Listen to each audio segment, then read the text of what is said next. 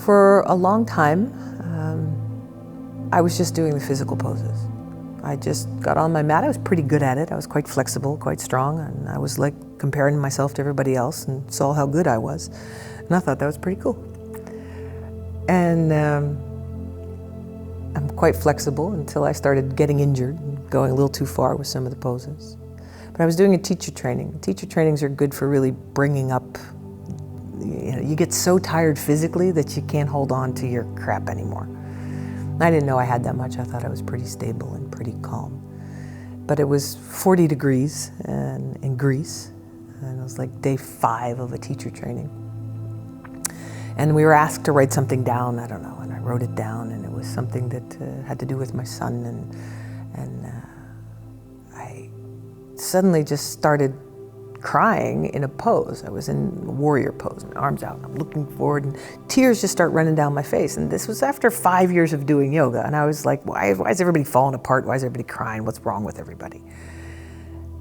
And I wasn't sad. Stuff just starts coming out. And I was kind of like, is anybody looking at me? I don't know. So at one point I went into child's pose, and an assistant came over and just sort of put their hands on my back, and I just, just lost it. And then I wasn't the best at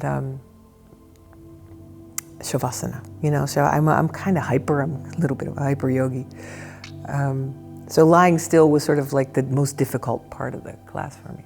So, but this particular time, I'm in shavasana, I'm lying flat, and it was bizarre. And I couldn't lift my arms or my legs, and I just heard this sort of loud noise in my ears like a storm, and I just felt energy running through my whole body.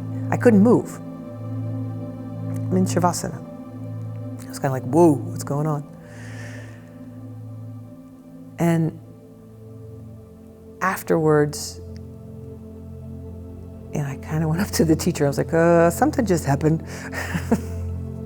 She's like, it's okay. It's all right, just let it go.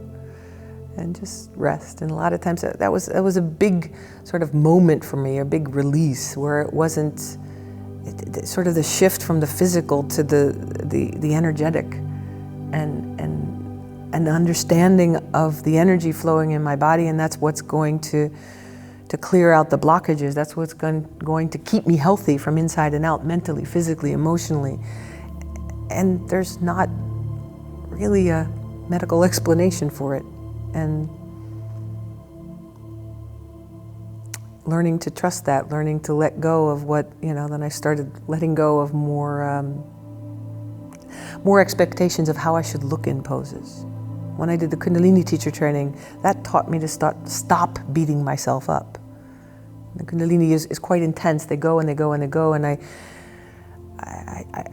just said, okay, I'm not going to do it. And I wasn't even mad anymore. I stopped getting to the point where I can't do this and I'm out of here. And I just said, okay, this is how far I go right now, and that's okay. And so that also helped me get to the point of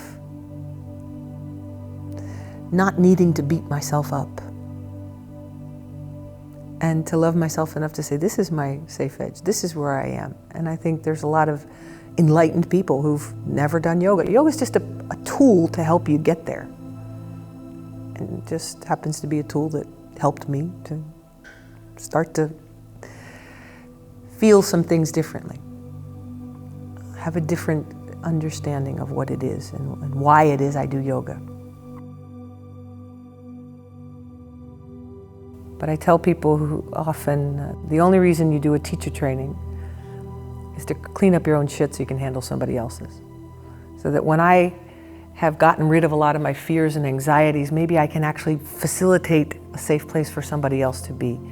And maybe I can be a good teacher because your stuff doesn't bother me as much, because I'm actually at a point where I can have compassion for you. And I think it doesn't matter if you're going to be a yoga teacher or if you're just, in your family, or if you're working in your workplace. But I think when you feel a little more grounded and stable and safe with who you are, what other people are doing doesn't bother you as much. And I think it's to help people be better at being themselves. That's why I give a teacher training. and they can be better leaders because they can be authentic, and people will actually trust them because they are being authentic and true. And people will feel safe because this person in front of me who's teaching me is actually energetically able to keep this space safe for me because they're real. It's not fake, it's not just words. It is what it is. And you feel it. And when you feel it, when you feel safe, then the job's easy. We use lots of tools, the standard tools, the poses, the sun greetings, the chakras, and everything, but what it is your ability to connect to yourself, your ability to feel what's truly going on in you, and to be honest, and to go through your own struggles, and that's okay, and to have a safe place to do that, and to understand that it's part of the process. And because of everything that you've gone through, you will be a much better teacher to anybody who shows up in front of you. And learning to go through what's scary, learning to go through difficult poses, learning to do things that are out of your comfort zone, and doing that out of love for yourself and not out of frustration that you don't think you're good enough and fear that you can't do it, or I can't stand on my head so I'll never be a yoga teacher. That's nothing to do with it. If it comes from your heart, it'll hit theirs. And that's the most powerful yoga pose.